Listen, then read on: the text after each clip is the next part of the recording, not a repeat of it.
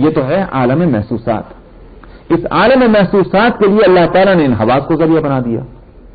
کچھ چیزیں وہ ہیں کہ جو ان حواس سے جن کا پتہ نہیں چلتا، حواس کا دائرہ محدود رکھا اللہ تعالیٰ نے، تو حواس کام نہیں کرتے، وہاں کام کرتی ہے یہ عقل.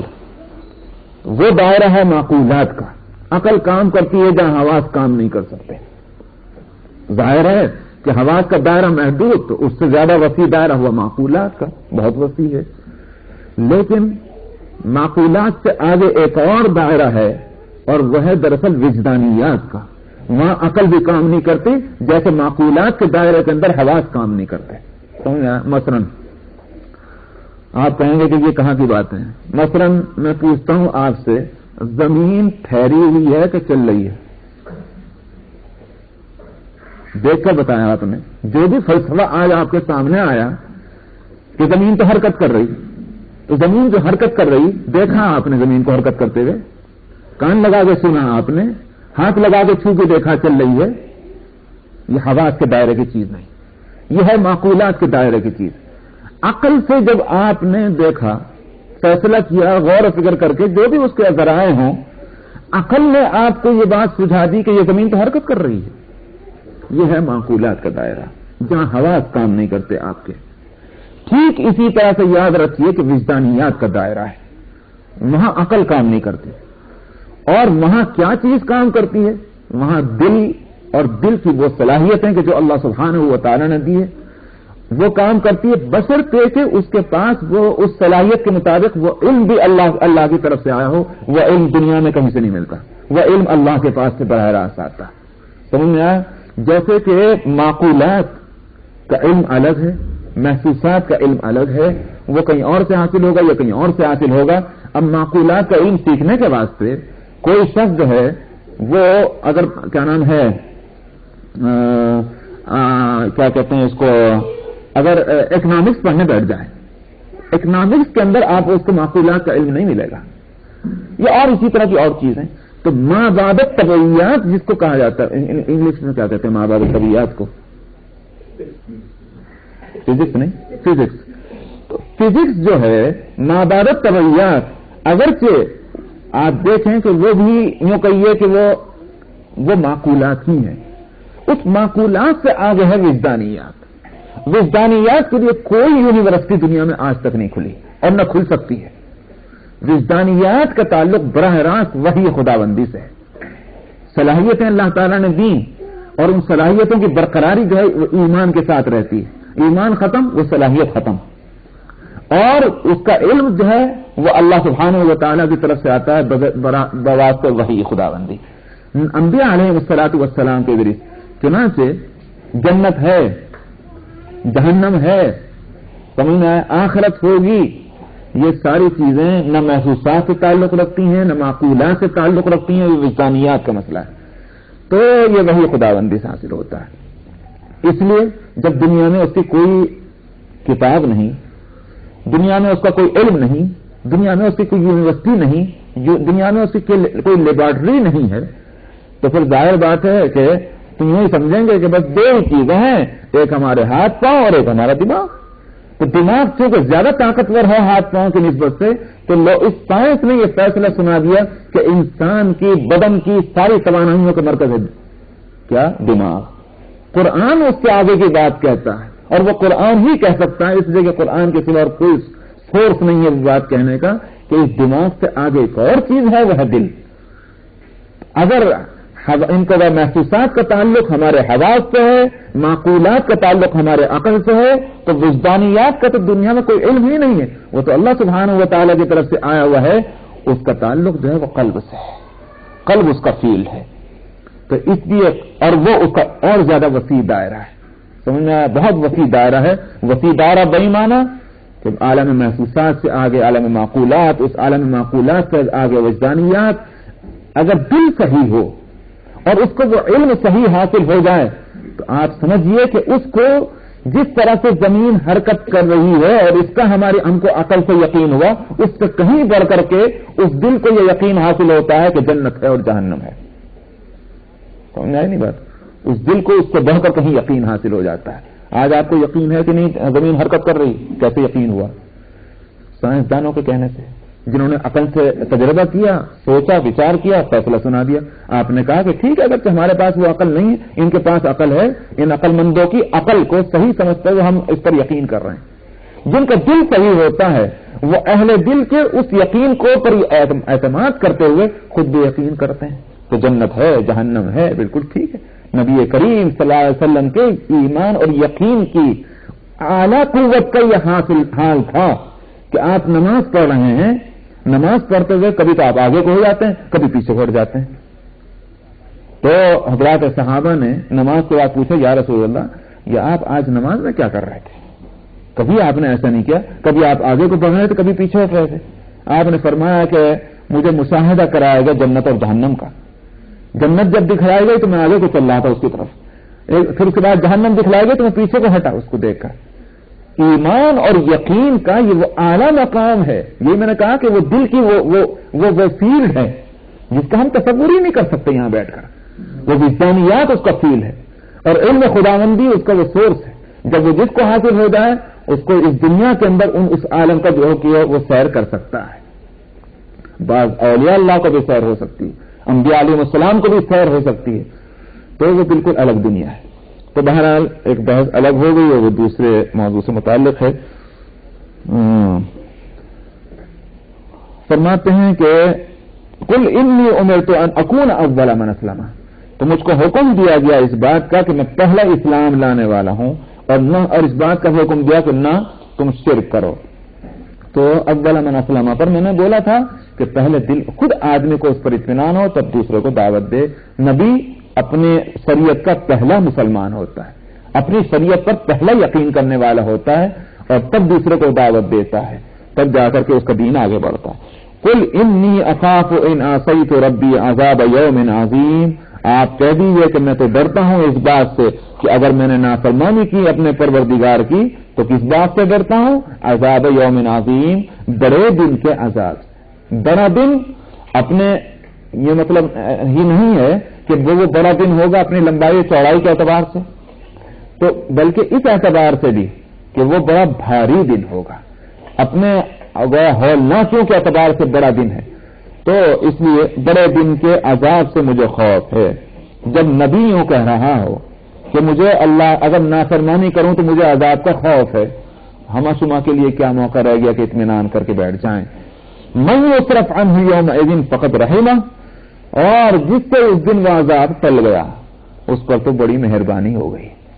اللہ کی مہربانی سے ٹلے وذالک الفوز المبین، اور وہ بڑی کامیابی، کھلی کامیابی ہے۔ تو جو کامیابی جنت میں داخل ہو کر، جو عذاب سے محفوظ ہو گیا اللہ کی مہربانی ہوئی، جس پر اللہ کی مہربانی ہو گئی وہ جنت میں چلا گیا، اور جنت میں چلا جانا ہی اس کے لیے وہ بڑی اور کھلی کامیابی کی بات ہے۔ وَإِن يَمْسَسْكَ اللَّهُ بِضُرٍّ فَلَا كَاشِفَ لَهُ إِلَّا هُوَ، اور اگر اللہ تعالیٰ تجھے پہنچائے کوئی نقصان، یمسس کہتے ہیں چھونے کو، اللہ تجھے چھوئے کسی نقصان سے، تو لفظی ترجمہ تو یہی ہوگا، مگر مراد یہ کہ اللہ تعالیٰ تجھے کوئی نقصان پہنچا دے، فلا کاشف لہ الا ہو، تو یہ نہیں کہ اللہ کی ماری کسی اور کے ذریعے سے حلال ہو جائے گی۔ سمجھ میں آیا؟ یہ صورت نہیں ہے۔ اللہ نے جس کو عذاب دیں اور کسی کو تکلیف میں رکھیں، اللہ ہی ہٹائے سے ہٹائے، اس تکلیف کو کوئی دوسرا تو ہٹانے والا ہے نہیں۔ اس لیے جب عذاب دینے والا اللہ، ہٹانے والا اللہ، اس در کو چھوڑ کر کسی اور در کو تلاش کرنے کہاں نکلے؟ وَإِن يَمْسَسْكَ بِخَيْرٍ فَهُوَ عَلَى كُلِّ شَيْءٍ قَدِيرٌ، اور اگر اس کا فیصلہ ہے کسی بھلائی کا تو وہی ہر چیز پر قدرت رکھنے والا ہے۔ معلوم ہوا کہ بھلائی کا فیصلہ بھی وہی کر سکتا ہے، وہی بھلائی پہنچا سکتا ہے، اور وہی برائی بھی پہنچا سکتا ہے، سب کچھ اسی کی قدرت میں ہے۔ وَهُوَ الْقَاهِرُ فَوْقَ عِبَادِهِ وَهُوَ الْحَكِيمُ الْخَبِيرُ، وہ اپنے بندوں پر غالب آنے والا ہے، اور یعنی جو فیصلہ کرے اس کے فیصلے کو کوئی روکنے والا نہیں۔ اسی کو جیسے کہ دعا کی صورت میں نبی کریم صلی اللہ علیہ وسلم نے فرمایا، اللہم لا مانع لما اعطیت ولا معطی لما منعت ولا راد لقضائک ولا ينفع ذا الجد منک الجد، اے اللہ آپ جس کے دینے کا فیصلہ کریں اس کو کوئی روک نہیں سکتا دینے سے، اور جس کو آپ نہ دینے کا فیصلہ کریں آپ کو دینے پر کوئی مجبور نہیں کر سکتا، آپ کے فیصلوں کو کوئی چھوڑنے والا نہیں، اور آپ کے مقابلے میں کسی کوشش کرنے والے کی کوشش چل ہی نہیں سکتی، آپ کے مقابلے میں کوئی چیز نہیں۔ تو وہ القاہر فوق عبادی، اسی کی طرف اشارہ ہے۔ اللہ سبحانہ و تعالی اپنے بندوں پر غالب ہیں، اسی کا زور اور قوت ہے۔ قہر کہتے ہیں زور اور قوت کو۔ اللہ سبحانہ و تعالی ہی زور رکھنے والا ہے اپنے بندوں پر، اور وہی حکیم اور خبیر ہے۔ کوئی فیصلہ اس کا حکمت کے خلاف نہیں، اور کوئی فیصلہ لا علمی کی صورت میں نہیں کہ عذاب کا فیصلہ سنا دیا، پتہ نہیں تھا کہ یہ قوم کیسی ہے، بعد میں پتہ چلا اس میں تو بڑے اچھے لوگ تھے میاں، غلطی سے ہم نے عذاب بھیج دیا۔ نہیں، الحکیم الخبیر، زور بھی اسی کا، اور اس کے سارے فیصلے حکمتوں کے مطابق، اور باخبر ہے وہ، بے خبری کے ساتھ اس کے فیصلے نہیں ہوتے۔ بس یہیں تک رکھیے۔ آخر دعوانا نام آیت نمبر 19۔ اعوذ باللہ من الشیطان الرجیم، بسم اللہ الرحمن الرحیم، قل ای شیء اکبر شہادہ قل اللہ شہید بینی وبینکم وأوحي إلي هذا القرآن لأنذركم به ومن بلغ أئنكم لتشهدون أن مع الله آلهة أخرى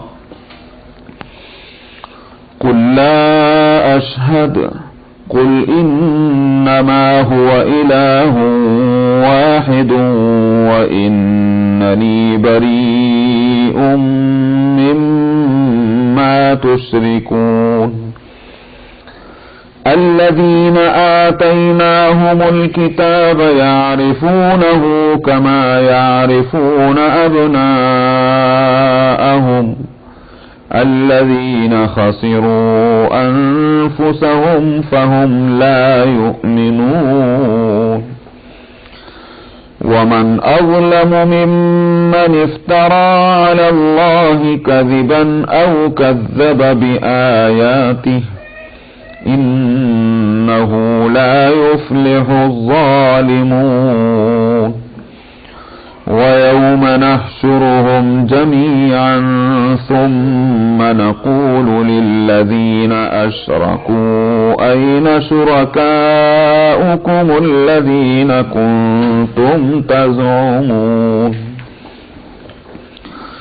ثم لم تكن فتنتهم إلا أن قالوا والله ربنا ما كنا مشركين انظر كيف كذبوا على أنفسهم وضل عنهم ما كانوا يفترون ومنهم من يستمع إليك وجعلنا على قلوبهم أكنة أن يفقهوه وفي آذانهم وقرا وإن يروا كل آية لا يؤمنوا بها حتى إذا جاءوك يجادلونك يقول الذين كفروا إن هذا إلا أساطير الأولين وهم ينهون عنه وينأون عنه وإن يهلكون إلا أنفسهم وما يشعرون ولو ترى إذ وقفوا على النار فقالوا يا ليتنا نرد ولا نكذب بآيات ربنا ونكون من المؤمنين بل بدا لهم ما كانوا يخفون من قبل ولو ردوا لعادوا لما نهوا عنه وإنهم لكاذبون وقالوا إن هي إلا حياتنا الدنيا وما نحن بمبعوثين ولو ترى إذ وقفوا على ربهم قال أليس هذا بالحق قالوا بلى وربنا قال فذوقوا العذاب بما كنتم تكفرون قد خسر الذين كذبوا بلقاء الله حتى إذا جاءتهم الساعة بغتة قالوا يا حسرتنا على ما فرطنا فيها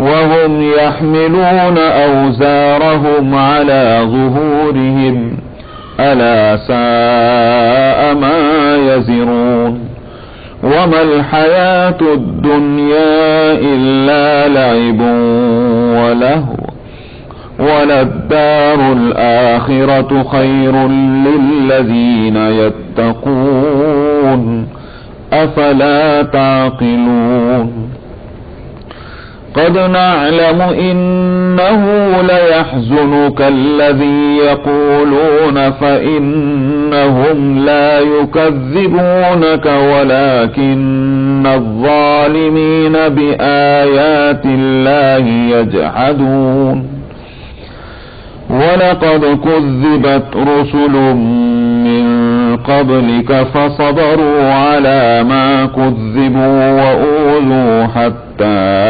أتاهم نصرنا ولا مبدل لكلمات الله ولقد جاءك من نبأ المرسلين وإن كان كبر عليك إعراضهم فإن استطعت أن تبتغي نفقا في الأرض أو سلما في السماء فتأتيهم بآية ولو شاء الله لجمعهم على الهدى فلا تكونن من الجاهلين إنما يستجيب الذين يسمعون والموتى يبعثهم الله ثم إليه يرجعون وقالوا لولا نزل عليه آية من ربه قل إن الله قادر على أن ينزل آية ولكن أكثرهم لا يعلمون وما من دابة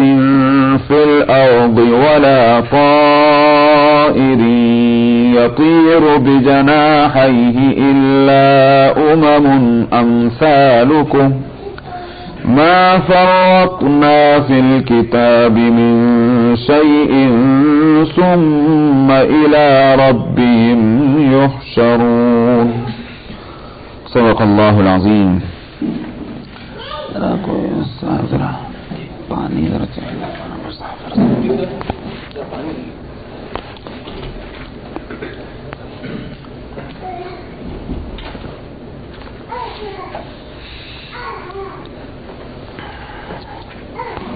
نبی کریم صلی اللہ علیہ وسلم دین کی دعوت دیتے رہے ہیں لوگوں کو، تو اشکال اور اعتراض کرنے والے مختلف قسم کے اعتراض کرتے ہیں کہ جس سے معلوم ہو کہ ہم کو سمجھ میں نہیں آتا کہ آپ نبی ہیں، کیسے ہم سمجھیں کہ آپ نبی ہیں؟ تو نبی کریم صلی اللہ علیہ وسلم نے فرمایا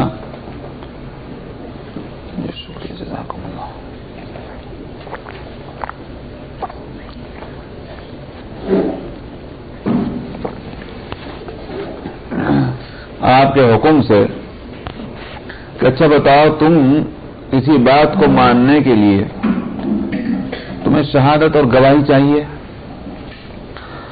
شہادت اور گواہی، وٹنس اور پروف مل جائے تو مان لیتے ہیں اس بات کو. تو سب سے بڑی گواہی تمہارے نزدیک کس کی ہو سکتی ہے؟ اس لیے کہ سب سے اچھی گواہی اسی کی ہوگی کہ جس کے بارے میں یہ یقین ہو کہ یہ موقع پہ موجود تھا، اس سے کوئی بات چھپی بھی نہیں ہے، اس نے پورے طور پر اس بات کو سمجھا کہ جیسے وہ تھی ایز اٹ از. جب اس بات کا یقین ہو جائے کسی کے بارے میں تو کہا جائے گا کہ اس کی شہادت میں کوئی شبہ نہیں. اور اگر کہیں کسی طرح سے بھی یہ ہو جائے گا بھئی یہ تو تھا ہی نہیں وہاں، کہاں سے شہادت دے رہا، یہ تھا مگر دیکھ نہیں سکا، دیکھا مگر سمجھا نہیں اس بات کو، اس طرح کے شک پڑ جائیں گے تو ظاہر ہے کہ اس کی شہادت ناقابل اعتبار. یہ ایک اصول ہے شہادت کے بارے میں. تو بتاؤ پھر تم کس کی شہادت کو سب سے بڑی شہادت سمجھتے ہو؟ تم خود پوچھو تاکہ اسی کی شہادت لاؤں میں. اللہ تعالیٰ نے فرمایا کہ پوچھو ان سے، قل ای شیء اکبر شہادہ، سب سے بڑی شہادت کس چیز کی ہے؟ اب یہ کیا جواب دیں گے؟ وہ جواب تم ہی دے دو، وہ جواب کہ اس کے بعد کسی اور جواب کی ضرورت ہی نہ رہے. قل اللہ، آپ کہہ دیجئے کہ اللہ کی شہادت جو ہے اس کے مقابلے میں کسی کی شہادت نہیں چل سکتی، اس لیے کہ شہادت کے معتبر ہونے کی ساری باتیں اللہ کے تعلق سے پوری ہوتی ہیں. ہر جگہ اللہ موجود ہیں، مشرکین بھی مانتے ہیں. اللہ سبحانہ و تعالی دیکھنے والے ہیں، بصیر اور سمیع ہیں. اور یہ نہیں کہا جا سکتا کہ اللہ نے دیکھا تو مگر سمجھا نہیں، یہ بھی نہیں کہا جا سکتا. یہ شہادت کے معتبر ہونے کی جتنی بنیادیں اور باتیں ہیں سب اللہ میں پائی جاتی ہیں. تو سب سے بڑی شہادت تو اللہ کی. تو فرمایا کہ شہید بینی و بینکم، میرے اور تمہارے درمیان بس وہی گواہ ہے.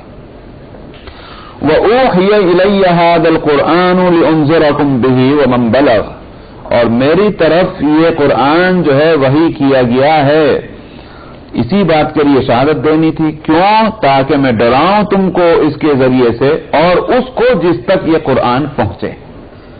معلوم ہوا کہ نبی کریم صلی اللہ علیہ وسلم کے زمانے میں جو لوگ موجود ہیں آپ کی نبوت انہی تک کے لیے نہیں ہے بلکہ قیامت تک کے لیے. ومن بلغ، جس تک میرا یہ قرآن پہنچ جائے، میری یہ بات پہنچ جائے، اس کو ڈرانے کے لیے آیا ہوں.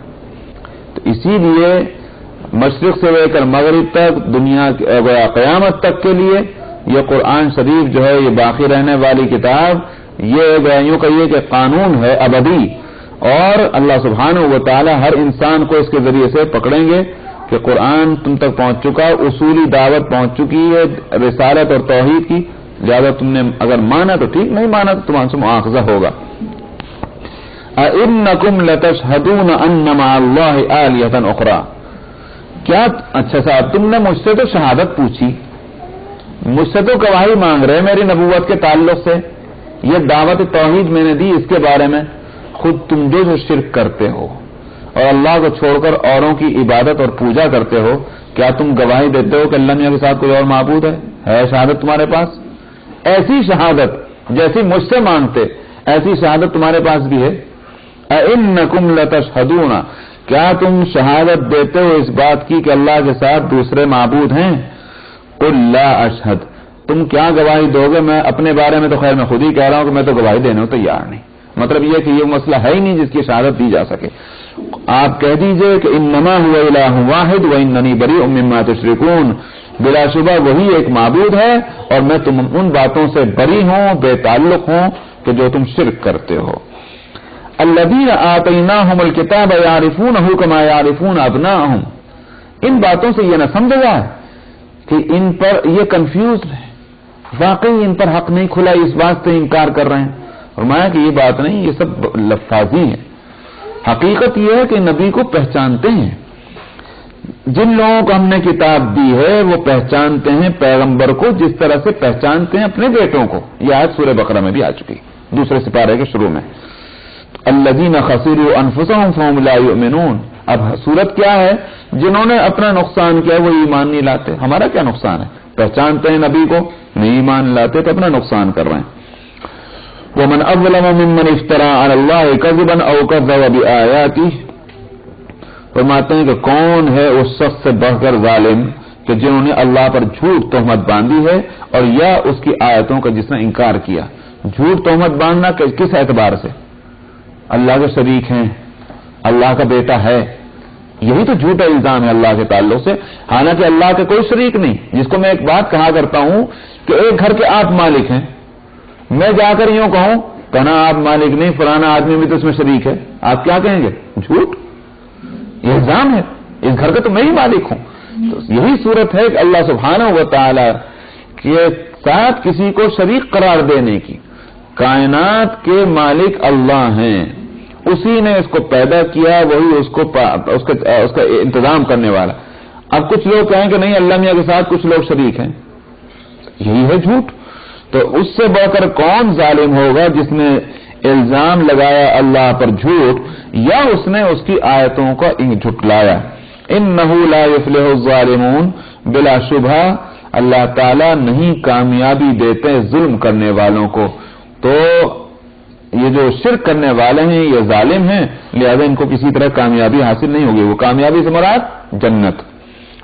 وَيَوْمَ نَحْشُرُهُمْ جَمِيعًا ثُمَّ نَقُولُ لِلَّذِينَ أَشْرَكُوا أَيْنَ شُرَكَاؤُكُمُ الَّذِينَ كُنتُمْ تَزْعُمُونَ۔ دنیا میں تو شرک کر رہے، آخرت میں کیا ہوگا؟ جب ہم سب کو جمع کریں گے، ان کو حشر کہتے ہیں، سب کو اکٹھا کر لینا، ہم سب کو ان کو اکٹھا کریں گے، پھر ہم کہیں گے جن لوگوں نے شرک کیا ان سے، کہاں ہیں وہ تمہارے شرکا جن کے بارے میں تم خیال کیا کرتے تھے، الذین کنتم تزعمون، جن کے بارے میں تمہارا یہ گمان تھا، خیال تھا کہ یہ شریک ہیں اللہ کے ساتھ، وہ کہاں ہیں؟ سب کو بلاؤ، بچائیں تمہیں تو بچا لیں۔ ثم لم تکن فتنتہم، پھر وہاں کیا حالت ہوگی؟ فتنہ، دو معنی ہیں اس کے یہاں، یہ تو یوں کہ آزمائش کے معنی ہے، اور عام قرآن شریف میں معنی یہی آتے ہیں کہ آزمائش، لیکن یہاں دراصل وہ اس کے لفظی معنی نہیں ہوں گے، بلکہ یہ ہوگا کہ اس کا نتیجہ یہ ہوگا، انجام یہ ہوگا، جواب یہ ہوگا۔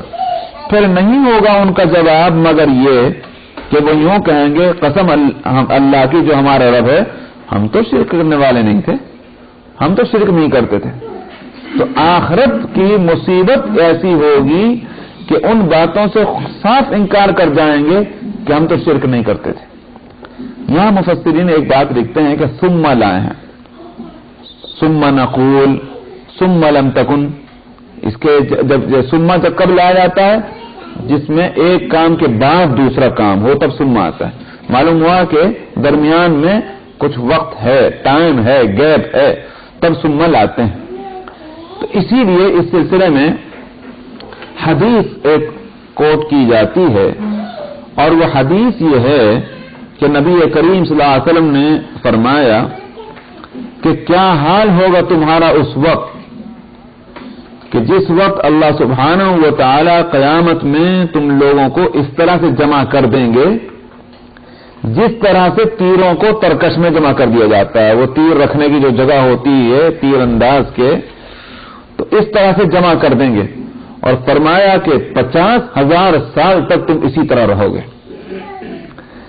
ایک حدیث میں اس طرح فرمایا کہ قیامت میں ایک دن جو 1000 سال کے برابر، وہ 1000 سال تک تم اس حالت میں رہو گے اندھیریوں میں، اور تم ایک دوسرے سے بات نہ کر سکو گے، اندھیریوں میں رہو گے اور ایک دوسرے، تو ایک جگہ 50,000 سال اور ایک جگہ 1000 سال۔ یہ ایسا ہی ہے کہ جیسا خود قرآن شریف میں ہے۔ قرآن شریف میں قیامت کے دن کے تعلق سے اللہ تعالیٰ نے خود فرمایا ہے ایک جگہ وَإِنَّ يَوْمًا عِندَ رَبِّكَ كَأَلْفِ سَنَةٍ مِّمَّا تَعُدُّونَ، ایک دن قیامت میں اللہ کے نزدیک ایسا ہو، اللہ کے یہاں ایسا ہوگا جیسا تمہارے دنیا کی زندگی کے 1000 سال۔ ایک جگہ تو 1000 سال کہا، اور سورۃ المعارج میں 50,000 سنہ کہا گیا، 50,000 سال۔ تو ایک جگہ 1000 اور ایک جگہ 50,000، یہ تو بہت بڑا فرق ہے۔ مفسرین اس کے بارے میں مختلف باتیں کہتے ہیں، لیکن جو اس سے ایک سیدھی اور سادی بات ہے وہ یہ کہ اصل میں لوگوں کے حالتیں مختلف ہوں گی۔ اپنے اپنے جرموں کے مختلف ہونے کی وجہ سے ان کی حالتیں مختلف ہوں گی، ان کی پریشانی مختلف ہوگی، ان کی گھبراہٹ مختلف ہوگی. تو کسی کے حق میں وہ دن 1000 سال کے برابر ہوگا اور کسی کے حق میں وہ تکلیف دہ دن جو ہے 50,000 سال کے برابر ہو جائے گا. اس لیے کہ مصیبت کا وقت جو ہے بڑا لمبا ہوتا ہے. تو اللہ تعالیٰ اس دن اس طرح جمع. اب وہ جو ہے کسی کے لیے 50,000 کسی کے لیے 1000 سال، اس حالت میں ان کو رکھا جائے گا اور پوچھا جائے گا اس کے بعد بتلاؤ کہاں گئے تمہارے وہ شرکا، جمع کر کے لاؤ. دم بخود بولنے کی مجال نہیں. 1000 سال تک وہ اسی حالت میں رہیں گے، کوئی جواب نہیں دے سکیں گے. 1000 سال کے بعد ہمت کریں گے تو جھوٹ بولیں گے. واللہ ربنا ما کننا مشرکین، قسم اللہ کی جو ہمارے رب ہے ہم تو شرک نہیں کرتے تھے. یہ وہاں کہیں گے. مفسرین کہتے ہیں اور بہت اچھی بات ہے کہ اللہ میاں کے سامنے بھی جھوٹ بولیں گے. ارے بھائی دنیا میں تو جو بھی ہو اللہ جو یوں کہیے کہ عالم الغیب والشہادہ ہیں اور جہاں معلوم ہے کہ ہم اللہ کے سامنے کھڑے ہیں وہاں بھی جھوٹ بولیں گے.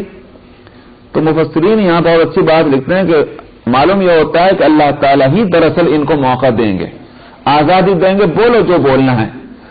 کوئی تم سے اس بارے میں یہ نہیں ہے کہ نہیں بول سکتے، ایسی کوئی پابندی نہیں. جو تمہارا دل چاہے وہ بولو. تو جب آزادی ملے گی تو جھوٹ بولیں گے. یہ کیوں آزادی دی جائے گی؟ تاکہ ان کا جھوٹا ہونا وہاں کھل جائے. دنیا میں یہ جھوٹ کرتے تھے اس لیے کہ شرک سے بڑھ کر تو کوئی جھوٹ نہیں. دنیا میں یہ جھوٹ کا عمل کرتے تھے، ان کا جھوٹا ہونا آخرت میں بھی کھل جائے دنیا کے سامنے. اس لیے ان کو چھوٹ ملے گی کہ بولو جو بولنا ہے. اب جب وہ جھوٹ بولیں گے اس کے بعد ان کی زبان کو روک دیا جائے گا اور ان کے ہاتھ اور پاؤں کو بولنے کی اجازت ہوگی اب تم بولو. تو وہ صاف صاف کہیں گے کہ انہوں نے یہ حرکت کی، یہ حرکت کی، یہ حرکت کی. تو تاکہ ان کا جھوٹا ہونا معلوم ہوا کہ سارے جرائم میں اللہ کے نزدیک سب سے بڑا جرم جو ہے وہ جھوٹ ہے. جو دنیا میں جھوٹ بولتا ہے اس کی عادت ایسی ہو جاتی ہے کہ وہ آخرت میں بھی جھوٹ بولے گا.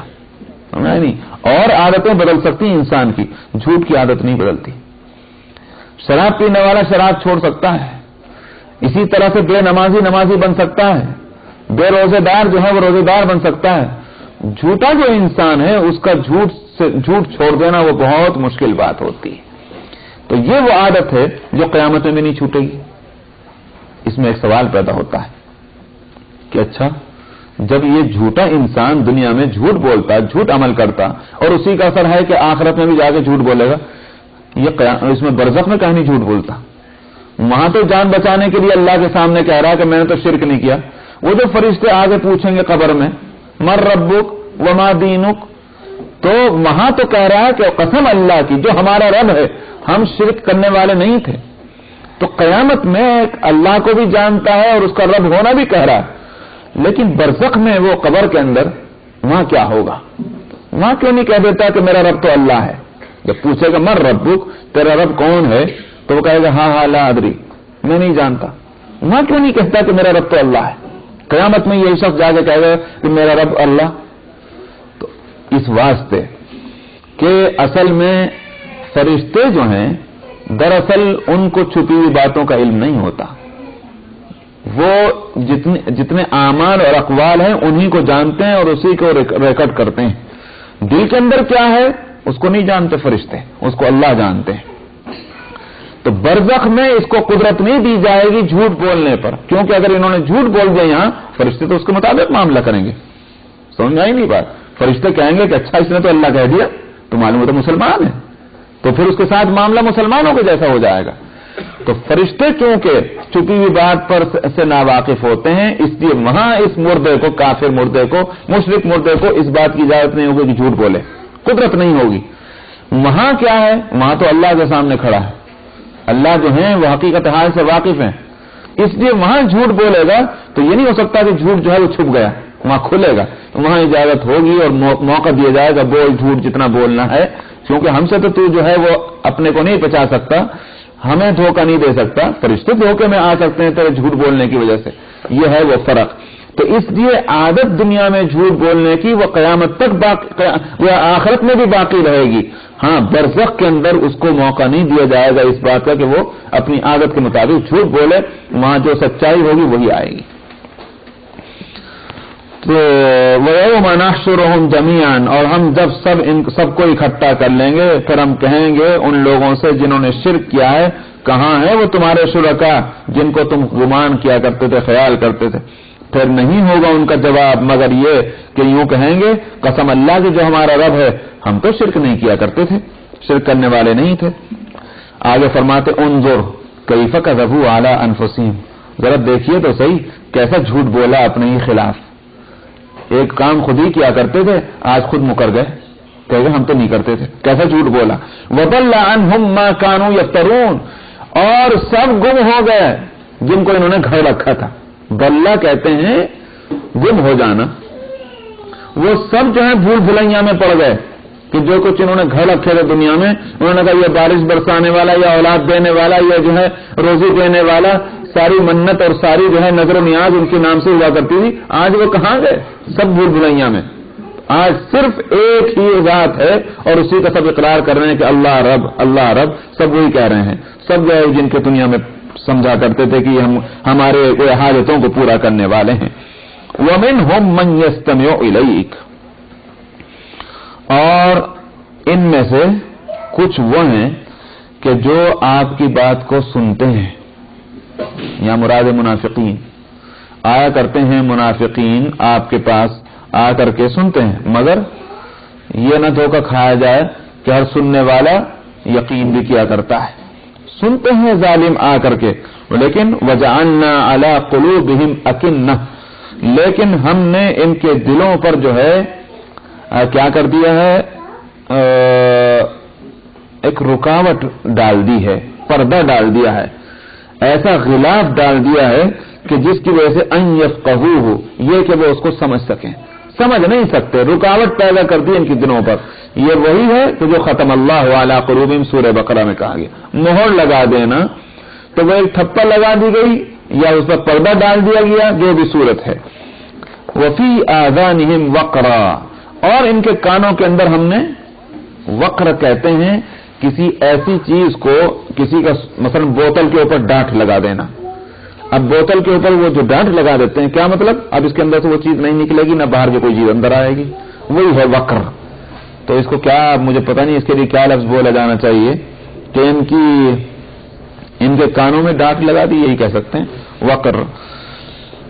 وَإِن يَرَوْا كُلَّ آيَةٍ لَا يُؤْمِنُوا بِهَا، اگر ان کے سامنے ہر طرح کی نشانی آ جائے تب بھی یہ ایمان لانے والے نہیں ہیں۔ تو اس واسطے پیغمبر صلی اللہ علیہ وسلم کو بتلانا یہ ہے، آپ کی طرف سے بات کو سمجھانے، آپ کی طرف سے بات کے پہنچانے میں کوئی کمی نہیں ہے۔ یہ نہ سمجھیں کہ آپ کچھ کمی کر رہے ہیں، اگر یہ کمی ختم ہو جائے، یہ پوری ہو جائے تو شاید یہ ایمان لائیں۔ کیوں؟ نبی کریم صلی اللہ علیہ وسلم سے جب مطالبہ کیا جایا کرتا تھا بعض معجزات کا کہ صاحب ایسی نشانی دکھلائیں، ایسی بات بتلائیں، تب ہم سمجھیں کہ واقعتاً آپ نبی ہیں۔ کبھی کہا جاتا کہ صاحب احد پہاڑ کو سونے کا پہاڑ بنا دیجئے، کبھی کہا جاتا مکے کی زمین کو جو ہے وہ کھیتی کے قابل ہو جانی چاہیے اور یہاں ایک نہریں بہ جانی چاہیے تاکہ پانی کی تکلیف دور ہو جائے۔ اس طرح کی فرمائشیں کیا کرتے تھے۔ نبی کریم صلی اللہ علیہ وسلم کے دل میں یہ خیال آتا ہوگا کہ یہ لوگ ایمان نہیں لا رہے، اگر ان کے مطالبے کے مطابق یہ نشانیاں ہو جائیں تو شاید یہ ایمان لے آئیں، یہ دل میں خیال پیدا ہوتا ہے۔ اللہ تعالیٰ فرماتے ہیں ہر طرح کی نشانی بھی آپ لے آئیں گے، یہ ایمان لانے والے نہیں ہیں۔ لا یؤمنون بها حتی اذا جاءوک یجادلونک یقول الذین کفروا ان ھذا الا اساطیر الاولین، ساری نشانیاں بھی لے آئیں گے، تب بھی کیا ہوگا؟ جب یہ آپ کے پاس آئیں گے تو آپ سے جھگڑا کریں گے اور یوں ہی کہیں گے یہ کافر کہ یہ تو پرانی گھڑی ہوئی باتیں ہیں، جیسے کہہ دیا کرتے ہیں نا، ارے بھائی مولوی لوگ کیا ہیں، یہی اپنے پرانے راگ الاپتے رہتے ہیں، نماز پڑھو روزے رکھو، نماز پڑھو روزے رکھو، یہی ایک بات رہ گئی، اس کے سوا تو کوئی تقریر جو ہے وہ کچھ ایسی ہونی چاہیے کہ بھائی نئے قسم کی تقریر ہو، کچھ نئی باتیں اس میں سامنے آئیں، یہی پرانے راگ الاپتے رہتے ہیں۔ وہی ہے ان ھذا الا اساطیر الاولین، کافر بس یہی کہیں گے آ کر یہ پرانے قصے ہیں جو پرانے داستانیں ہیں۔ اساطیر کہتے ہیں اسطورہ کی جمع ہے، تو اس سطر سے بنا ہے، सतर कहते हैं कि चीज लिख देना, समझ में आया, क्योंकि वो सीधी एक उसमें लिखी जाती। तो दास्तानें जो हैं, किस्से, कहानियां पहले लिखी हुई हुआ करती थी, जिन किताबों में लिखी हुआ करती थी उनको कहा जाता था असातीर। तो इन हाजा इल्ला असातीरुल अव्वलीन, ये तो पहले लोगों की कहानियां हैं, एक दास्तान हैं, इसके सिवा और कुछ नहीं। ये वो जो नबी करीम कुरान शरीफ के अंदर जो वाकयात हैं ना पिछली कौमों के, गोया उनको उन्वान बनाकर कहा करते थे, पिछलों की एक दास्तान है जो पढ़कर सुनाते हैं। ये थी वो बात, मतलब कोई ऐसी बात नहीं। वहुम यनहौना अन्हु व यनअौना अन्हु व इन युहलिकूना इल्ला अनफुसहुम वमा यशऊरून। ये इस कुरान से रोकते हैं, यनहौना व यनअौना अन्हु, और खुद भी दूर रहते हैं। यनआ के माना आते हैं दूर होने के, और खुद भी उससे दूर होते हैं। वइन युहलिकूना इल्ला अनफुसहुम वमा यशऊरून, और नहीं ये हिलाक करते हैं, नहीं बर्बाद करते हैं मगर खुद अपने आप को, और इसको समझते भी नहीं। बाद मुफस्सिरीन, अक्सर मुफस्सिरीन तो यही तर्जुमा कर रहे हैं जो मैंने अब किया है, कि कुरान से खुद लोगों को रोकते हैं, खुद भी रुकते हैं, खुद भी दूर हैं उससे। लेकिन हजरत अब्दुल्लाह इब्न अब्बास रज़ियल्लाहु अन्हुमा से एक कौल ये भी मिलता है कि इस आयत के माना क्या होंगे, अनहु से मुराद है नबी, रोकते हैं उससे यानी नबी से, वहुम यनअौना अन्हु, और खुद उससे दूर रहते हैं। हजरत अब्दुल्लाह इब्न अब्बास कहते हैं कि ये आयत नाजिल हुई है नबी करीम सल्लल्लाहु अलैहि वसल्लम के चेचा अबू तालिब और दूसरे वो चेचा कि जो आप पर ईमान नहीं लाए थे। क्या मतलब हुआ? मतलब यह है कि नबी को नुकसान पहुंचाने से तो रोकते हैं। कुफ्फार मक्का नबी करीम सल्लल्लाहु अलैहि वसल्लम को तकलीफें पहुंचाने की फिक्र में लगे रहा करते थे, लेकिन हजरत अबू तालिब जो थे वो रोकते थे लोगों को, एक बड़ी ढाल बने हुए थे। तो अबू तालिब की वजह से नुकसान नहीं पहुंचा पाते थे मक्के के लोग। तो इसी तरह से और भी आपके चेचा जो थे, तो इब्न अब्बास कहते हैं कि दरअसल उनके ताल्लुक से यह आयत है कि लोगों को इस नबी से रोकते हैं तकलीफ पहुंचाने से, मगर खुद दूर हैं, यानी खुद इन पर ईमान नहीं लाते। वइन युहलिकूना इल्ला अनफुसहुम वमा यशऊरून, और ये अपने आप ही को हिलाक कर रहे हैं मगर इस बात को समझते नहीं। ये नुकसान है इनके वास्ते कि खुद दीन को कबूल नहीं, उन पर ईमान नहीं लाते। तो मालूम हुआ कि ये नेकी जो है काम नहीं आएगी कि नबी को तकलीफ पहुंचने से गया महफूज करने की तो कोशिश कर रहे हैं मगर खुद उन पर ईमान नहीं लाते। इसीलिए खुद अबू तालिब के बारे में नबी करीम सल्लल्लाहु अलैहि वसल्लम से पूछा गया कि या रसूल अल्लाह वो किस हालत में है अल्लाह के यहाँ? आपने फरमाया कि उनको आग के चप्पल पहनाए गए हैं, जिसकी वजह से उनके दिमाग तक जो है हांडियों की तरह से खोल रहा है उनका दिमाग। ये आलम है, आग के चप्पल अबू तालिब को पहनाए गए हैं जहन्नम की आग के। तो इसका मतलब ये हुआ कि अबू तालिब जो आपके चेचा हैं और जिन्होंने जब तक जिंदा रहे आपसे कोई तकलीफों को दूर किया, बड़ी मदद की सारे मामलात में, लेकिन चूंकि ईमान नहीं लाए इसलिए वो जहन्नम की उस तकलीफ से न बच सके। मगर हाँ कुछ न कुछ बहरहाल अच्छाइयां की हैं, इसलिए कम तकलीफ रही है उनके लिए, मगर है जरूर। वलौ तरा इज़ वक़िफ़ू अला अन्नारि फ़क़ालू या लैतना नुरद्दु वला नुकज़्ज़िब बिआयाति रब्बिना व नकूना मिनल मुमिनीन।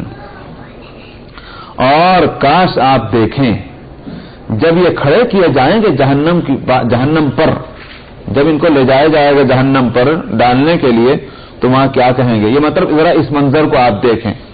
कहा करते हैं ना भाई मुहावरे के अंदर, मैं आप देखते कैसी थी वो हालत वहां की, तो एक उस बात की बुराई को बतलाने के लिए, काश आप देखें जब ये खड़े किए जाएंगे जहन्नम पर तो यूं कहेंगे ऐ काश हम वापस भेज दिए जाएं। कहां? दुनिया में वापस भेज दिए जाएं। वला नुकज़्ज़िब बिआयाति रब्बिना व नकूना मिनल मुमिनीन, फिर तो वहां बने रब की आयतों को नहीं झुठलाएंगे और हम ईमान वालों में से हो जाएंगे। काश हमें दुनिया में दोबारा भेज दिया जाए। बल बदा लहुम मा कानू यख्फून मिन क़ब्ल, ये तो हो नहीं सकता। बल्कि हकीकत यह है कि जिस चीज को ये पहले छुपाया करते थे वो खुलकर सामने आ गई। किस चीज को छुपाते थे? नबी की नबूवत को, قیامت کے برپا ہونے کو، ان چیزوں کو جانتے بوجھتے بھی دل سمجھتا ہے اس بات کو کہ یہ ہے، لیکن پھر لوگوں کے سامنے یوں ہی کہا کرتے تھے نہیں جی قیامت نہیں آئے گی، یوں ہی کہا کرتے تھے کہ نہیں یہ نبی نہیں ہے۔ تو جس چیز کو چھپایا کرتے تھے آج وہ چیز کھل کر سامنے آ چکی، دیکھو جہنم یہ ہے تمہارے سامنے، دیکھو جنت یہ ہے، تو جس چیز کو تم چھپاتے تھے وہ سامنے آئی۔ وَلَوْ رُدُّوا لَعَادُوا لِمَا نُهُوا عَنْهُ وَإِنَّهُمْ لَكَاذِبُونَ، اور اگر یہ واپس بھی بھیج دیے جائیں تو دوبارہ وہی کام کریں گے، عاد کسی چیز کو پلٹ کر وہی کام کرنا، دوبارہ وہی کام کریں گے جس سے ان کو روکا گیا، اور یہ جھوٹے ہیں۔ وَإِنَّهُمْ لَكَاذِبُونَ، اس بات سے کہنے میں جھوٹے ہیں کہ ہم دنیا میں دوبارہ جائیں تو پھر ہم جو ہے وہ ایمان لے آئیں گے، جھٹلائیں گے نہیں آیتوں کو۔ کیوں؟ اس واسطے کہ جانتے بوجھتے جب دنیا میں جھٹلاتے رہیں تو کیسے ان کو یہ کہنے کا حق ہے کہ دوبارہ چلے جائیں تو پھر یہ کام نہیں کریں گے، اس لیے جھوٹے ہیں۔ تو اصل بات یہ ہے کہ دلیل اس کی یوں بھی سمجھی جائے گی کہ جب تک دنیا میں رہے یہ جھوٹ بولتے رہے، جب تک دنیا میں رہے شرک کرتے رہے، جب تک دنیا میں رہے کفر کرتے رہے، اگر ان کی زندگی کو اور بڑھا بھی دیا جاتا تب بھی اسی حالت میں رہتے۔ اسی سے یہ دلیل بھی ملتی ہے، بعض لوگ یہ